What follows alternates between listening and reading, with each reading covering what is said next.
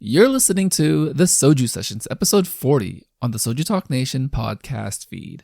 I'm your host, Crispy, also known as Crispy Wonton or simply just Anton, and coming up, a look back at 1 year of the Soju Talk Nation podcast. Kesh and OP joined the show to kind of reflect on what the year's been like. And taking some time away from the internet, coming back, and really just seeing how things have changed over time. Koala is feeling under the weather, so she was unable to join, but we do have 3 out of the 4 members of the clown crew, myself included. And it was a nice just moment to catch up with Kesh and OP, just to see how life has changed for them, what they've been up to, and what 2022 looks like for them moving forward, kind of what they hope for. I think it's a nice moment to zoom out and step back away from being on the internet so much, seeing what it's like to be back in the real world with real friends and kind of reconnect with people. The internet's been an amazing place, and I always love celebrating the fact that we can connect with people from around the world that I never thought imaginable as a young person. But sometimes, taking the social skills and the relationship building that we do online out into the real world can project to something that is overall a net positive. So I definitely want to, have that kind of be the theme of the day. Taking the things that we've learned online, growing, having a growth mindset about how and where we want to place that energy into the world. And I think Kesh and OP have done a nice job kind of readjusting and acclimating back into their own lives and taking what they've learned, being social creatures, being around other people, and really letting them tell their stories about what they've been up to. So yeah, let's get right into it. Coming up, my chat with Kesh and OP on this 1 year look back at the Soju Talk Nation podcast on the Soju Sessions.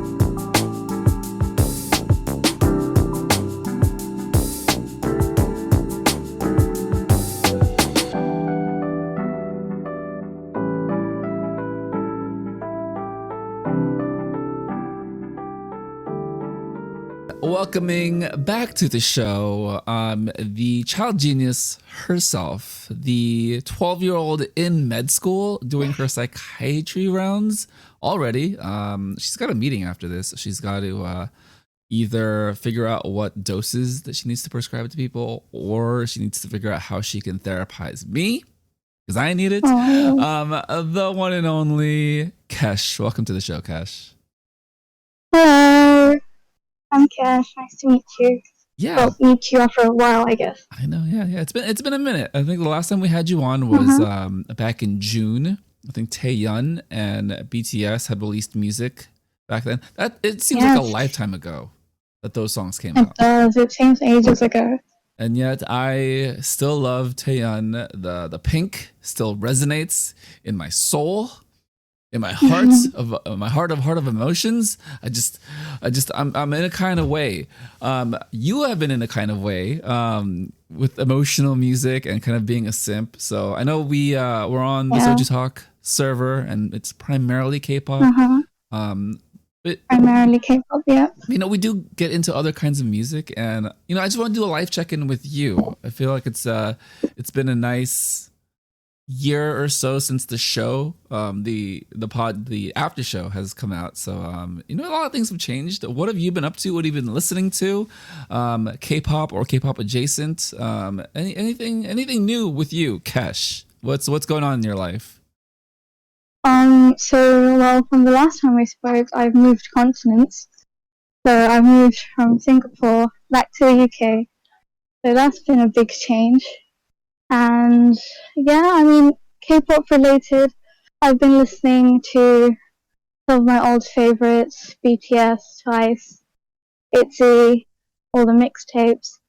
But other than that, not much new music actually, because unfortunately, school tends to have a grip on your life. But yeah, that's about it. All I'm up to, nothing much. Yeah, I mean, being a med school student at 12 years old, it's, you know, I could only imagine the time constraints that you were under. But in all And seriousness, I can only, I but can only imagine what sort of delusions you're under, because I'm clearly not 12, I'm turning 16 tomorrow. well, again, I am delusional, and you are in your psychiatry rounds, so I think it's a perfect match. But seriously, Mm-hmm, it's been a ride. Kind of just doing this for a year, doing the after show. A mm-hmm, lot has changed as far as how the shows run. Speaking on the microphone, I was listening to a few episodes, older episodes, a couple days ago. Koala and I, you know, we got along quite well. It's just it does feel like we were new to the microphone. Our pacing was much slower. I see. We fumbled around some things. We were a little unorganized, but I think also that speaks to what the after show is supposed to be. It's kind of just a much I more mean, relaxed version of a uh-huh. conversation from the main show. It also goes to show how much, like, after time, you're obviously going to get much better at doing the thing. And I mean, a lot of new people have joined Soju Talk since you started the after show. We've had a lot of guests on, and it's always a pleasure to listen to. And I think the grace that you guys have shown over the year really is something commendable, considering this is something you all do as a side project. Wow, that was really heartful, not hurtful, heartful. Yes, the heart. No, that means a lot, Kesh. You always speak wise words of 12-year-old wisdom, so I do appreciate all the things that you have to say. With that said, how have you changed over the past year? With between all the moves, between how music has changed, how music maybe has not changed in some cases, with going back to retro rens, doubling, tripling down further into different types of sounds from the 70s, 80s, 90s, early 2000s. Were you even born yet? I don't know. How has I, music? I was born early 2000s, Are Crispy. you sure? I mean, you are 12. 2006, right here. Um, but with music, how have you changed? And how how has K-pop changed as far as being here on the server? Coming in and out when you can, but I feel like you have a nice touch point in the sense that you took a break, but now you're back. But coming back to anywhere that you've had extended periods away from, things inevitably will change. How has that been an adjustment for you?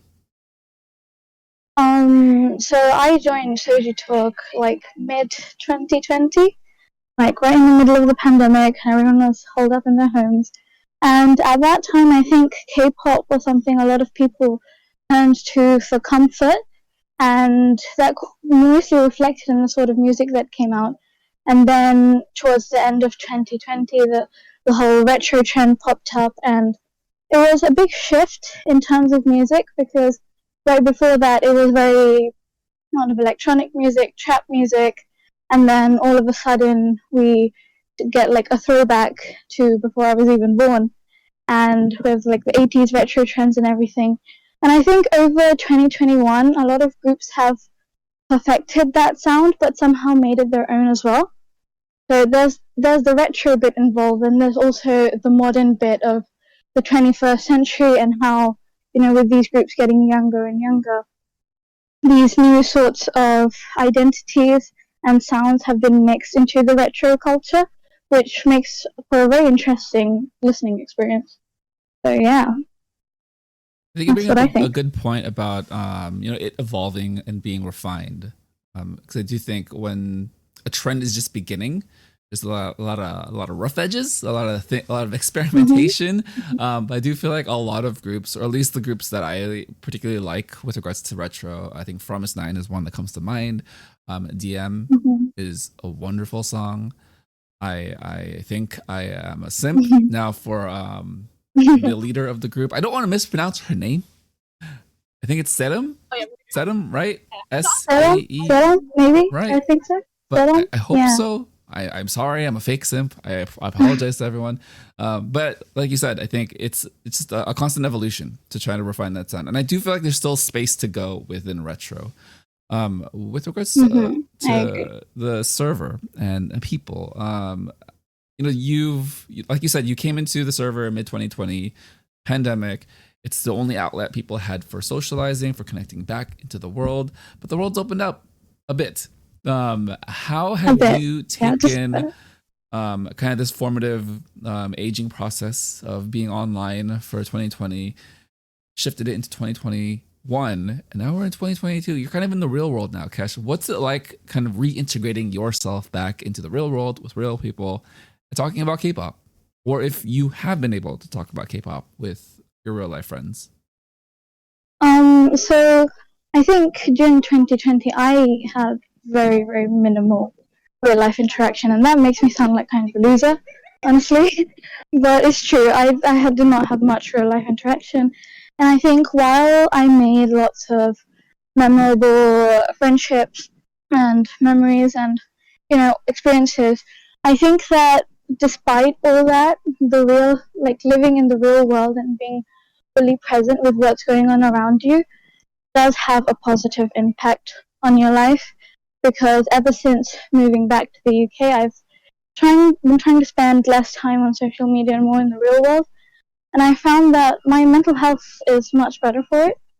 And while I do like to pop in every now and then to talk to my old, like friends from the pandemic, I think that trying to stay more present in the real world and integrating with actual society makes me more aware of, you know, social happenings and how I can better myself as a person, as opposed to, you know, it might sound a bit crass, but just like fucking around on social media. No, it's a very pointed experience, I would say. I think a lot of people do Hmm. feel that way in the sense that if your only outlet is to be on the internet, then you have a very specific way of responding Hmm. to just how the world works, right? I think Yeah, with the pandemic, I think everyone was forced to be on the internet, and it shifted a lot of behaviors, it it accentuated definitely did. some. Yeah. But I think Hmm. as the world is opening up, as it's a very slow process for a number of reasons. Whether depending on where you're from, what your country and what the politics are, I would say old. I would say still on an upward trend, perhaps maybe not as fast as people would like them to be, but I do think with all that being said, it's for me at least, it's been nice to at least get out and be around other people, see people again. I agree. Yeah, Um, definitely. so with K-pop and just music in general and online culture, how has your relationship been, or at least how's your relationship changed with how you interact with musicians, artists, music, movies, TV, anything that you initially spent a lot of time on the internet with, now brought into the real world? How has that relationship changed? I think the relationship right now kind of feels like, you going back to some place you used to hold dear a while ago, going back, that feeling of nostalgia almost. I think that's something that comes to mind is when I think of how I spent my time during the pandemic and when I was most active, because most of my time was spent around K-pop, talking to people about K-pop, and just consuming K-pop content. But now it's more of a hobby than kind of something that my life almost revolves around, which I think it is better in a way, because limiting your consumption of a certain product or certain type of media makes it that more special.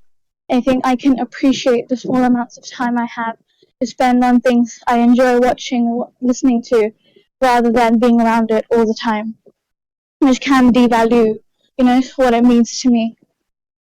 I talked about this with Max, your countryman, the mod on the server a few weeks ago, about passion and obsession with regards to interest, right? Hmm.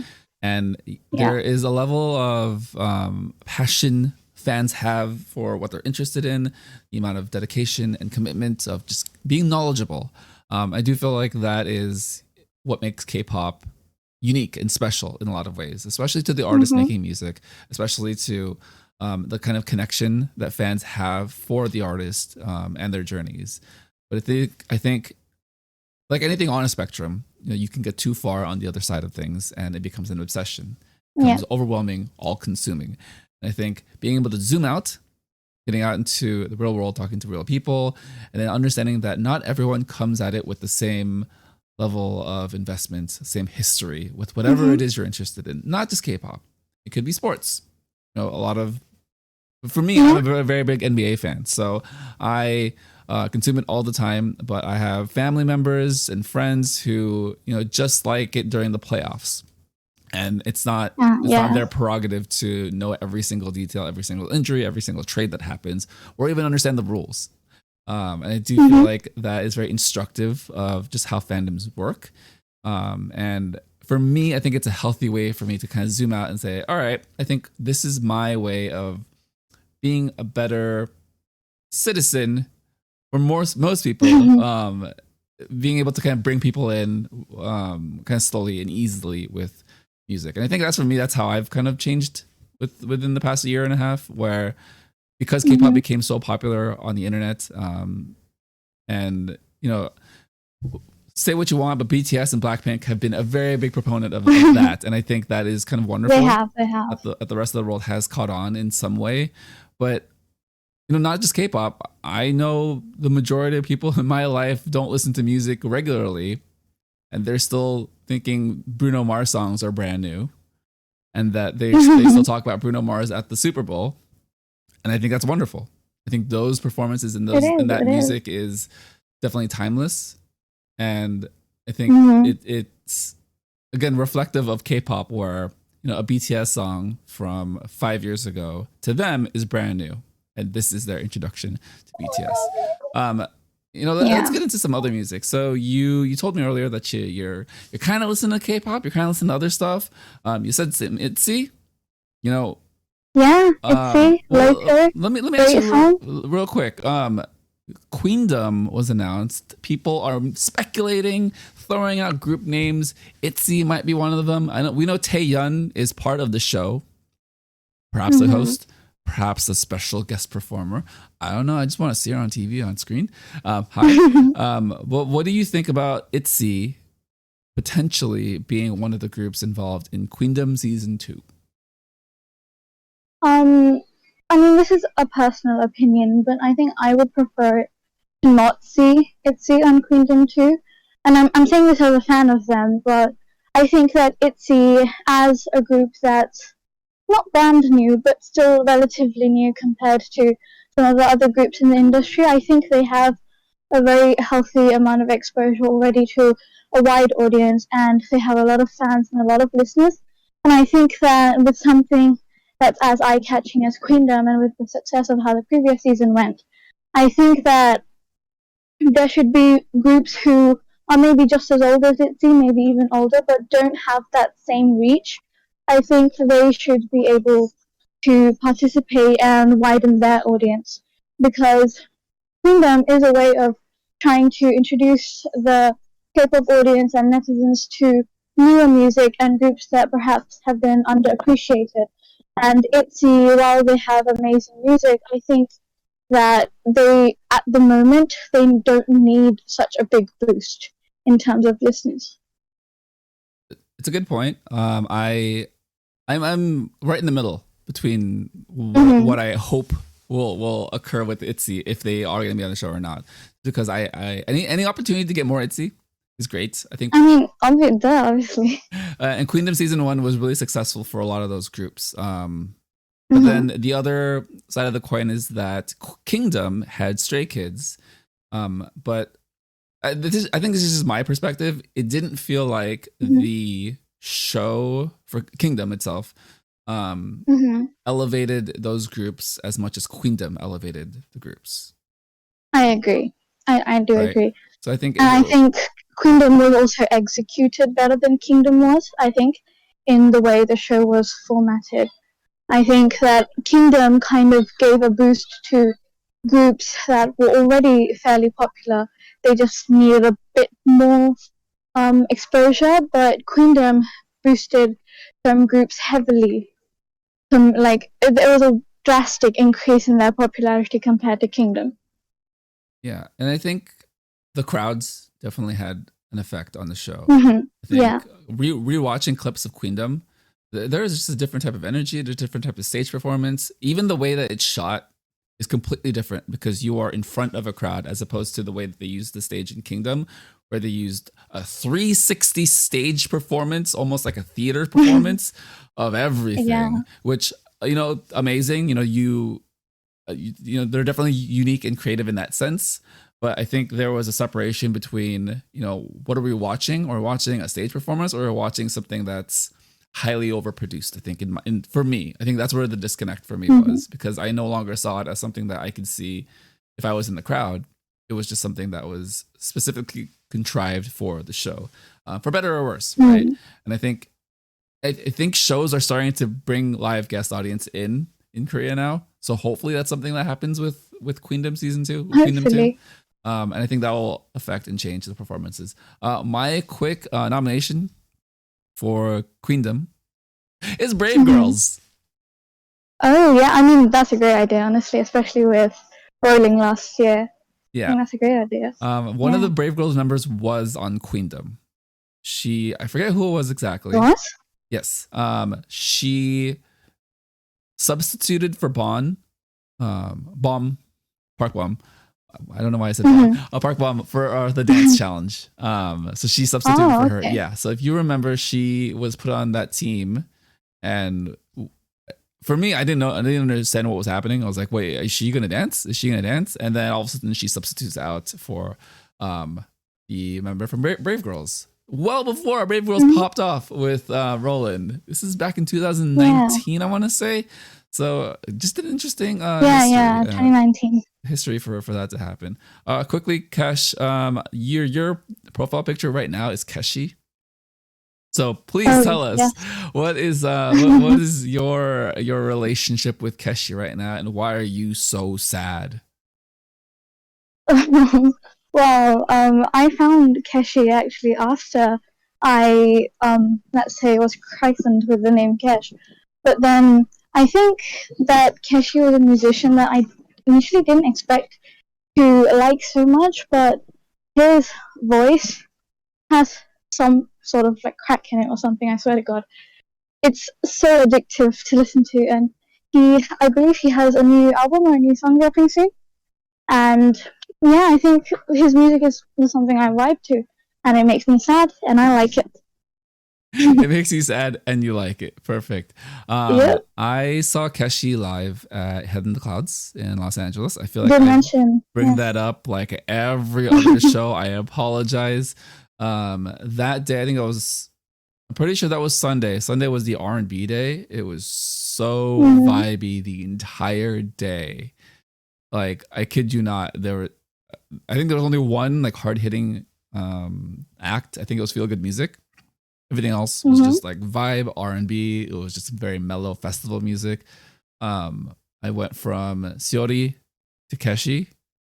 Yeah, imagine how the energy levels what a vibe of those two stages kind of balance each other out. So I listened to a little bit of Keshi prior to the festival, but seeing it live and just kind of diving into your emotions and just being there, it's like, oh. Yeah, this is kind of good. Amazing. This is we kind of love it. And I'd love to see Keshi live. Yeah, he brought on all his friends. I think J Park was there as well. Yeah. with him on stage.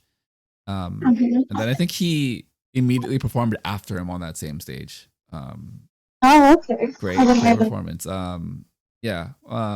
He got a lot of fans that day. J Park. He's just very funny kid on stage. All right, Kesh, before we wrap things up, one quick thing. Yes. What one message do you have for the Soju Talk Nation as far as, staying optimistic and bringing yourself back into the world as the world is starting to open up? What note of positivity do you have for everyone? I mean, I'm not someone that's like preaches wise things all the time, but personally, at least from what I've learned over the pandemic, I think that while everyone, like that first year was honestly, at least for me, quite awful, but then I found friends that year on both online and couple in person, but then the online ones were a lot more significant. But they helped me stay positive through that year, and I think it was that positivity that allowed me to improve on myself and my mental health. And now I'm in a much better place. And even though I don't talk to those friends as much, I have a lot to give them credit for. And I think that, yeah, just be grateful to people who are around you. And honestly, I don't really know what else to say, but life's just a vibe. You have to go with it sometimes. The world's opening up slowly. Hopefully, all gets better soon. Yeah, That's no, about it. It's a simple message, but I do feel like it's something that we can kind of carry with us regardless of where we are in life, right? It's just kind of be grateful for the things you have around you. Everyone's situation is different, of course, not to say that, your situation is any easier or harder than someone else's. Perhaps it is harder to be grateful for the things around you, but you can always internalize how to be grateful for at least something. And I do want to take it back to the message we sent to Doug last year. We recorded a message. The four of us, the clowns, the clown crew. We recorded a little birthday message for Doug. We all submitted something. I cut it together and I sent it to him. And I think that was kind of the start, the genesis of at least us talking a little bit more and being on a microphone and doing the after show.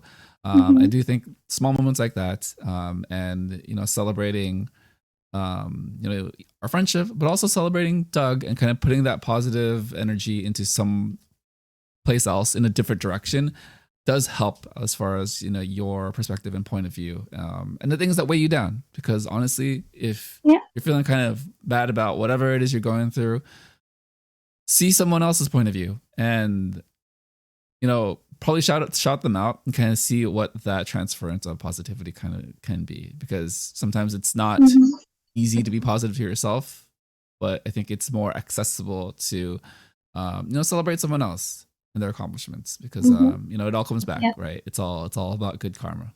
So Kesh, thanks for joining. We'll have you on for a little bit longer of a K-pop discussion, but this is a nice life check-in, so I do appreciate you coming on. Yeah, I appreciate being on. Thank you for having me on, even though I've been kind of missing in action. But yeah, hopefully you are doing well. The people listening to this are doing well. And yeah, thanks for having me on.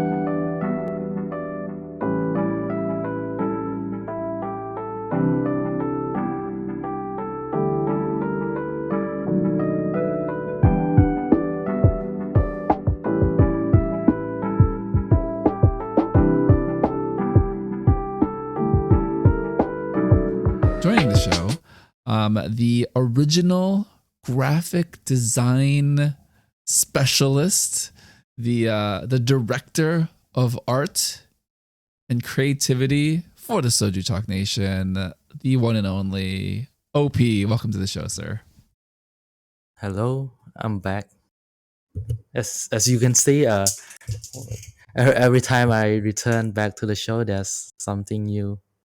So yeah, has anyone noticed the new overlay? I think so. Yeah. I just had Kesh on, so we had the new overlay going. She used a stand-in photo. I have my face is very vertical, but it's nice. It kind of fills up the screen a little bit more, so a little bit more of the visual component of the show. So thank you, OP. It's quite nice. It's animated, so it's glowing. It's doing its thing, and I think it'll add a little bit of flavor and flair to the show. So much appreciated. But OP, it's been about a year since we started the after show, the Soju Talk Nation podcast feed, and you were there from the beginning. You did the graphics. We bounced off ideas from you. I listened to some older shows this week. Man, it's interesting. One, like seeing it on YouTube because we used the thumbnail without our faces, and then two, I think just being solely on a voice call, the pacing was, I think, slower. It's just we didn't have the same type of connection, I guess. And I think it does help to be on video to at least have some kind of human thing face to interact with. I'm saying a lot of things. How have you been over the past year? And how have you kind of evolved and changed as far as your creative process? And what did you think about the show during that time? I think for the past year, I think I'm gonna hold the mic because I'm too big on the screen, so I need to come back a bit. So for the past year, yeah, I'm not that active in the server anymore, as people in the server know. But I think the progression of the main show does help me a lot on developing the after show. Because yeah, if you see some of the overlay or especially the thumbnail, is just mainly influenced by the main show. So I will take half the credit because yeah, give credit to Warren because I follow him a lot. Yeah, his work inspired me to do more thumbnail and explore more because you see Soju sessions have different thumbnail from the main show, the after show. And yeah, for the first time, Soju session thumbnail was designed by me. That I didn't take any inspiration. I took a bit inspiration with the graded color, but yeah, uh, but everything else, yeah, I designed it. And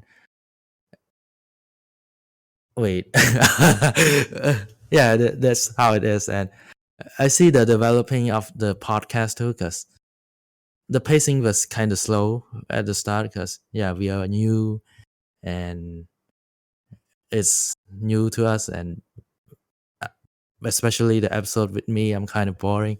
But now, as we develop as a person and also we know each other more, is the pacing is a bit better. And with face cam, we see each other. You like deaf staring me, so I need to talk quicker.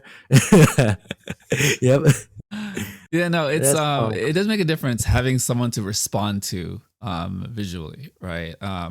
I think I talked about this with Joe Cab last week at the very tail end of our conversation, and my lofty goal, my lofty dream, I guess, would be kind of like a Dive Studios, a Soju Talk Studio situation where we have a fixed location and we treat it like a radio show. We just roll with it, very little editing, but it's kind of just a live conversation. Because I like preparing for a show, but I also like improving and kind of bouncing off of what the other person is saying, how they're feeling, and then kind of going in different directions. And then also following up live with what they have to say, whether that's something planned or unplanned. And I think that's kind of the fun nature of a radio show. Because I listen to a lot of sports journalists and sports broadcasters that have essentially become just podcasters, which is it's kind of amazing that it started over 10 years ago, like podcasting, and now it's essentially been this like focal point of how people get their information and news. But there's also a wide variety of deliveries and presentations of podcasts and how people present themselves. So I always look at it as it's broadcast journalism. Yep. I myself may not be a broadcast journalist. I may not be doing the same type of back end research and talking to everyone that they do, but I like to present this type of information, or at least this type of conversation, in that format. OP, you've done a lot of work in your community with podcasting and life. Um, Tell everyone how it is, because I think it's important that people in the Soju Talk Nation see you as a person and see the things that you're passionate about and the things that you've been doing outside of the internet. Tell us about your podcast. Tell about your school project and what change Shit. it affected. So yeah, as people know in here, because people do follow my Instagram, a lot of people in here. Yeah, Influencer. no. So yeah, last year I was offered a position as the head of journalism of my school, and I took it because it's a great opportunity. And I, when it started, it doesn't have anything, just writing article every week. So I go to the head teacher and said, "Fuck that!" Oh shit, I swore. And said, Kesh did "Flip that." too. It's okay. Kesh did too. Kesh, the 12-year-old, was just Uh, cursing up like a sailor. It's yeah. fine. Okay. So I said, "Fuck that." We don't. I don't want to write article because it's kind of boring and no one's read it most of the time. So I'm like, let's do video format, and they kind of denied it, and I was like, no, I want to do a podcast. So, and after a bit of discussion and probably 10 to 20 hours of meeting with the head teacher, I convinced them to launch a podcast, and it's called the ASC podcast. Oh shit. It's called My School Student Council Podcast. I think Doug looked it I up, don't. actually. Doug does have it. So, Doug, if you're out there listening, feel free to post it in general. No. Community content. Perfect. I'm doxing myself. It's called My School and Student Council Podcast. Yeah, it's a podcast mainly about educational stuff. Like we talk about how to get better in study or how to manage time more with students who want to do more extracurricular activity. And we have like the principal of school come one to talk about the benefit of doing volunteer work, and we have a lot of seniors to come to talk about college because people in our school are very uneducated about college and how to apply to college, etc. And yeah, we done 6 episodes. That's the first season. I happily ended early because we are planning to do 8 episodes, but it's too much for me to be honest. Because I was the producer, and because it's a very new concept, no one's know about the how to make a podcast. So I should say I did everything myself except for co-hosting the podcast, because there's a lot of co-hosts.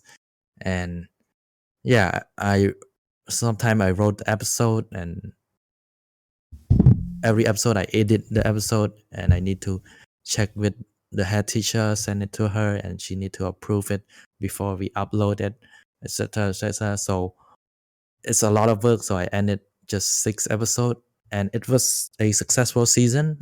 We got over 20,000 views exclusively on Facebook. So yeah, you can go find it. And yeah, it was a fun project for me. I learned a lot actually because I don't know how to structure podcasts. So I specifically asked you, Crispy and Koala, to come and help us. And you guys are truly amazing because you guys came and helped us. And also, I took some inspiration from Warren and Doug and Anita from the Soju Talk K-pop podcast. And about the overlay, if you able to find that podcast, it's just a copy paste overlay from the Soju Talk K-pop podcast. So yeah, it's not that copy paste, but yeah, if you look at it, you will see how it resemble each other.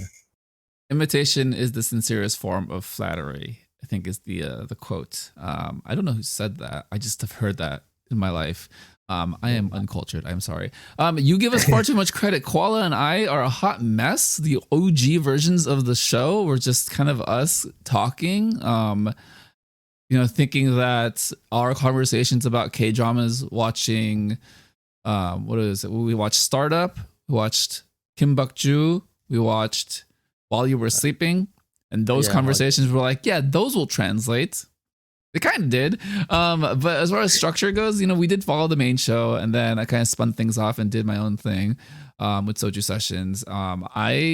It's very heartwarming to hear you say that, because I kind of think I'm not structured sometimes. But I do my best, and thanks for all the compliments and nice things to say. Again, I think everything goes back to a Soju Talk. I think it all circles back to Warren and Doug and Anita, and just how they have taken that format of very structured topic conversations, weaved in very conversational type discussion, like their friends. And I think all that stems from the relationships they've built with each other. and their comfort level. And with that, they've kind of pushed that into the internet, onto Discord with Soju Talk, and kind of the relationships we've all built with each other. I do think them being the starting point has helped us kind of establish that with our circle of people that we generally talk to. Whether that's the clown crew, the four of us, you, Koala, Kesh, and myself, or the number of other people that have come into our lives over the past year and a half, 2 years. I think it's 2 years now, OP. That's wild. Yes, I think I joined the server in February, so it's gonna be 2 years soon. Jeez, Damn. man, it's been something. But with that, how have you changed over the past 2 years of being a K-pop fan with Soju Talk? How have you seen things change, and just overall, like, how are you feeling today about your K-pop experiences? I think let's talk about the K-pop side first, because we all K-pop fan. I think my perspective in K-pop changed a lot, because when I joined, I'm just like a normal casual fan, and a big Ice One sim, but of course, but when you talk to more people with different perspective and different groups like Dell, Mamamoo, who else? I don't know. You Blackpink was one of your favorite group. Koala with And Treasure, Koala and Nina Yeah. with 17, Zondi with Ludi, Ludi. It's Luddy. I don't know how you're pronouncing it. It's Luddy. Uju Sonya's Luddy. Who else do we have? We have Twice. Biff with Twice, Koro with Twice, Cammy with Red Velvet, and all of the music that he gives us every week with Cammy recommendations and the hip hop channel. Just a wide variety of different voices and different opinions and different interests, right, on the server. Yeah, with that, I kind of developed, like, how should I say, I kind of become a hardcore fan, and I know more about K-pop. Not just the music itself. I know more the in and out of the industry. I know how hype is locking Chaewon in basement right now. Oops. uh, as for a K-pop fan, I develop a lot, and I can see that some music, if I'm still a casual fan, I will enjoy it. But now, since there's a lot of opinion, and I know what is good music and what is bad music, I think it's kind of make me toxic too for some reason, because I would have enjoyed ice cream if I wouldn't be too interested in K-pop. But ice cream kind of sucks. Oops. Oh my god. But for a personal development, I think the best thing to describe is my confidence in English, because when I joined, I haven't finished English yet. The general English program is called GEP, and I think I joined about 4 to 6 months, and I finished the general English program. And damn, my development in English when I joined the server, it's helped me a lot, because when I speak to my friend, I usually speak in Khmer or Khmer mixed with English. But when I come here, no one speak Khmer, like no one. So I have to speak fully in English. At first, I developed my writing skill, because if you look at my old message, damn, the grammars, oh my god. And now, I think I'm better at writing. Yeah, I still make mistake, but people make mistake and you learn from it. But I can see that I'm more confident of when I'm writing message, and I won't mess up. And with speaking, especially if you look at my first Soju session appearance, oh my god, I was stuttering so much. And compared to now, I'm still stuttering, but I think my flow of speaking is way better because I talk with YoCap in voice chat with you, with Koala, with Kesh, with Duck and Max, example, yeah, and Mina and Bagel. I can do this all day, but yeah, that's how it is. So to summarize, you spit hot bars, you spit hot fire and spit bars with your flow. Is what we're concluding here, with the way that you talk and rap now. Got it. You are the main rapper of the Soju Talk Nation. Hello, hi. You are Lalisa herself. Hello, hi. Oh. No, but seriously, in all seriousness, let's kind of loop it back to kind of the way that your K-pop fandom has grown and evolved and changed. So, I think with any fandom, there is a level of investment that you have, right? It starts off as an interest, and you start to learn And a little then bit you start more. buying album, and then you go broke. Yeah. Sorry, You start to buy albums, and you go broke, and you really start to fall into the rabbit hole of just the things. But I think it speaks to kind of the strength of K-pop in the sense that you do want to find yourself connected further than just the music. But I think, like you said, it is a spectrum, right? This is something I brought up with Kesh before you came on, and it's this idea of having a passion for something, being deeply involved and loving the interest that you're in, right? Passion doesn't necessarily always mean that it's always good times, but you do find yourself enjoying it far more than not. But the other side of that coin is falling too deep and it becoming an obsession, to where now your behavior starts to deteriorate some of the social constructs and social norms that most people would have otherwise. And it's up to kind of the individual to find that balance. And I think you find that balance well. I think ultimately we all kind of land in the sense of it's more comedy and humor than it is something to be taken super seriously. Yes, the clown crew is what we are. And I think there's a little bit of tongue-in-cheek sarcasm into everything that we do. And I think for me, that's how I approach K-pop. And most things, honestly, with most things, I like to engage with what's presented, like to have fun with it, and not take it too seriously, because ultimately it's kind of supposed to be fun. And Yes, I have fun and joke. yeah, it's a joke, That's all. and I have no immediate impact on whether or not a company decides to release music from this specific artist. I'll enjoy it. It's nice to be knowledgeable, but to what degree and to what extent, right? Because I mean, I can shout at the top of a mountain about the mistreatment of a brand new girl group that so and so. This is a hypothetical. I'm literally, no group is coming to mind because I don't think about it that way.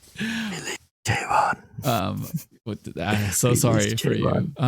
But with that, you kind of said a couple things about how you've grown personally because of the server, and I think again it does stem from K-pop in that we're all finding a way to connect with people. We're all finding a way to reflect and grow. And I like to compliment you on that, because I think it's not easy for a lot of people to take a moment and pause and see how their life is changing for better or worse, right? If it's changing for the worst, then address it, of course. I think, the ups and downs of the pandemic have been a moment of reflection for a lot of people. But I think, like you said, the unintended or intended consequence of you just being here is that your English and your ability to communicate and connect with people has improved vastly. And I think that is the main, I guess the main reason why we're all here, right? Like if we didn't want to connect with other people, then I'll just talk to a mirror and tell myself my opinions, right? Where for me, it's like, I want to hear other people's perspective. Now, how they decide to present that is up to me if I want to receive it that way. And if not, I can walk away. And that's my own agency. That's my own choice. But for the most part, I don't take things too seriously. And I'm more than happy to at least listen, right? Whether or not I engage with it is a different thing. With that said, you mentioned Chaewon. You mentioned an IZ*ONE kid. So we've got some IZ*ONE spin-offs over the past few months. We have Eunbi with Door, Jo-Yuri with Glassy, IVE. We've got some Yoojin and Won Young. And Oh, I didn't write this down. Dang it. Christmas, Yen. the Christmas album, the Christmas music person. Joe Cap's gonna kill me because he said it last week. She released something on Christmas. I'll look it up. And then Yena Wha- recently. Wait, who? You're the Eyes One fan. I had it down initially, and then I think I had it on the other script. With that said, we've got a lot of spin-offs. Which one have you enjoyed the most so far, OP? Wait, I'm still confused. Who released a Christmas? Back to the question. I think personally, I've with 11, with Yana Smiley at second, like a small margin. I think I enjoy I've more because it's been released for about a month, 2 months now, and yeah, I enjoy their process, debut, and then winning show, breaking records, and then winning show, winning another show, and then another show, and now they have a total of 11 wins with the song 11. That is the Coincidentally, hashtag. That is the Yeah. hashtag right now. So yeah, I just enjoy their journey right now, being a super rookie. But in terms of song, I enjoy Yana Smiley the most because it's yeah, yeah, it's a cute song and it fits with Yana character, with her being on variety show, just being a cute member, and with this song, it's just more enjoyable, and BB featuring on the song is like a final spice to the good. Oh my god, what am I saying? No, you're fine. No, yeah. People watching doesn't know what I mean because I just talk about my English improvement. Now I'm Yeah, studying no, again.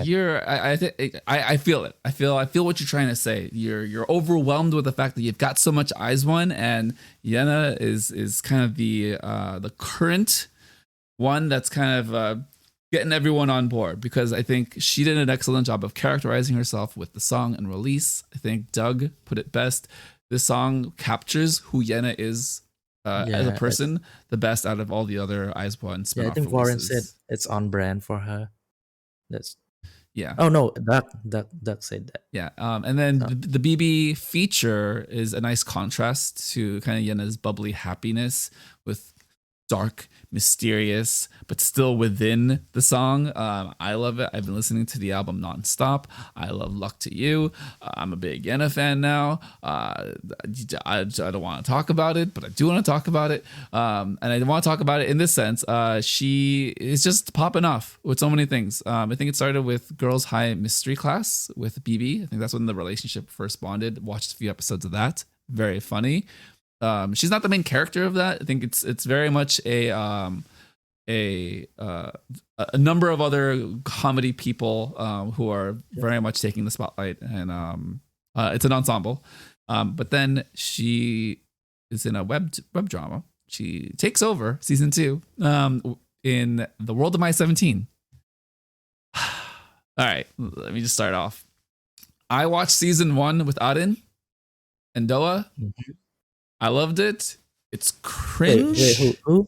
Doa. Aaron Doa from Girls Planet Fanatics. Really? She's in season 1. You see, Oh shit! people, you I need gotta to watch this. I need to watch season She's great in season 1. Oh my god! She plays the character that Jihan's playing. Oh Yes, she's great. my god! That's when I first found Doa. I didn't watch Produce 48, so that's lost on me. But then I saw World of My 17. So she's funny. She's super funny. Yeah, season 1 was excellent. It's all on YouTube for those looking for it. Season 2, it's recasted with Yena and Jihan in those 2 roles, but everyone else is the same. So the 2 other Really? friends are the same. Yeah, I think Oh. most of the classmates are the same. I think they introduced 2 new characters, but for the most part, it's the same world, same people. I think Yena and Arin both capture who Nari, the main character, is perfectly well. But as far as the character of Nari, that is Yena. That's actually Yena. Like Yena is right. It's this weird like push and pull of a character because I think Aren does a nice job of being Nari, but that's not who she is like in real life. Yena does a good job being Nari because that is Yena in real life. That's just her. It's freaking great. And I was reading some things about the show that it started off as a webtoon, and that she's drawn very much like an ugly duckling, except that Mhm. Arin and Yena are not actually that ugly. I think they are very pleasant to look at. Let's just say that. OP, you saw the first few episodes. What are your takes? How do you feel about the show? For me, I yeah, I don't take web series too serious because it's most of the time it's just a stepping stone for actor and actress to get some few role before they do real K drama, and most of the story is also for director or writers to write some, just develop their portfolio before they do real K drama too. So I don't take web series that seriously, so I just watch it just for fun. And damn, Yana is good at acting mainly because she's just being herself. Jihan is also very cute, and I love the show because, as you know, I just finished high school, and the show takes place back in high school, so it's kind of a nostalgia. And also, Yana is the class president, which I was also a class president in my last year of high school. So I was like, damn, really? Does class president in Korean do that much work? Because I didn't do shit. But it's just I watched the show for nostalgia of high school, and it does take me back to when before COVID and we enjoy class in actual classroom, not link, not Zoom link or Google Meet link. I just love the show in that kind of way. It's really weird to think about that shows like this are capturing a time period that doesn't exist anymore. I know that sounds like Yeah, a very dramatic way to put it, but if you watch the show, it takes place very much in high school, um, as if a pandemic didn't happen, for better or worse, right? Where they're not wearing masks, they're not socially distanced, everyone's like close to each other, everyone's, like living a life that, was in the break time they 2019. just fighting each other, and Yeah. yeah, I used to do that in school. Like I miss that so much. Uh, Yeah, oh, it's kind of amazing that we can kind of look at these shows today and be like, wow, that was something that we don't experience anymore. But with the characters, I think Yenna uh, captures the duck very well.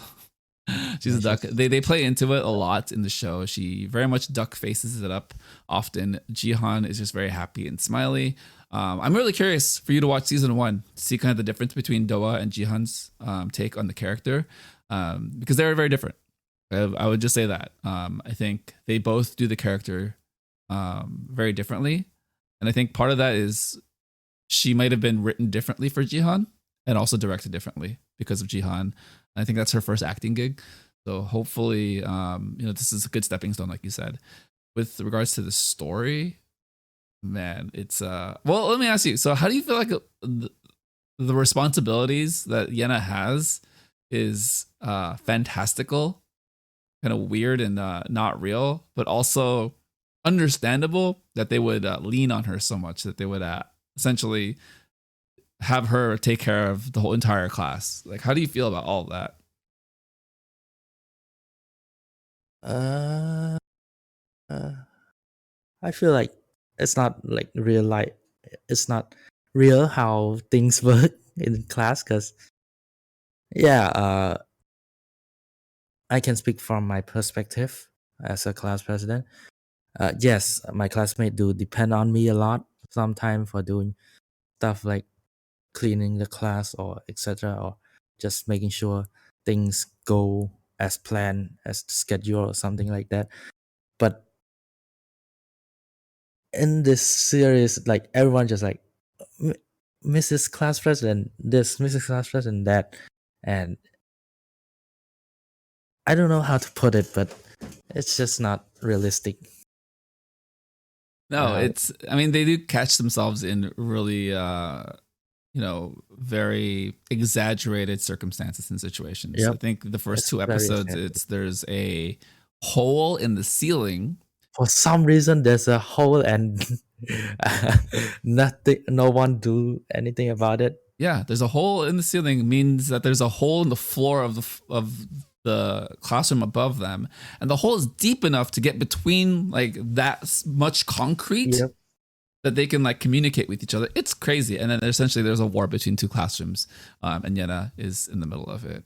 Very adorable, very cute. But I think it's a very nice escape to watch it. For me, it's been like 50 years, 60 years, 70 years.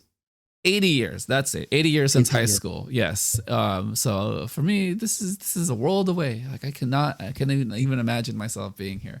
But I think it's just really fun that Yena is the center point of all of this. Shout out to Arin and Yena for taking a photo, taking many photos together over the past few months. And now we know Really? why. They're both naughty. Really? Naughties, both of them. Naughties. Oh, yeah, I Yes. need to find those photos. Biff Miller posted one. Thank you, Biff. You're the best. You are so funny. You're hilarious. OP, this is a pleasure. Really appreciate you being on and talking about life. Before we head out, I want to ask you. You said you're going into college. Your college schedule is starting soon. Starting on White Day. Adorable. What are you looking forward to for the rest of 2022? What's your outlook and kind of what are your, not necessarily like goals or dreams or objectives, but just how do you want to approach the rest of the year? Uh, so if people been on the State of the Nation channel, you know that I took the national exam later last year, and if you've been following, people also know I failed that exam. Yeah, so that's the most important exam in Cambodia, and it's also the strictest. 50%, around 50% of student pass, and unfortunately, I'm in the other 50% that fail.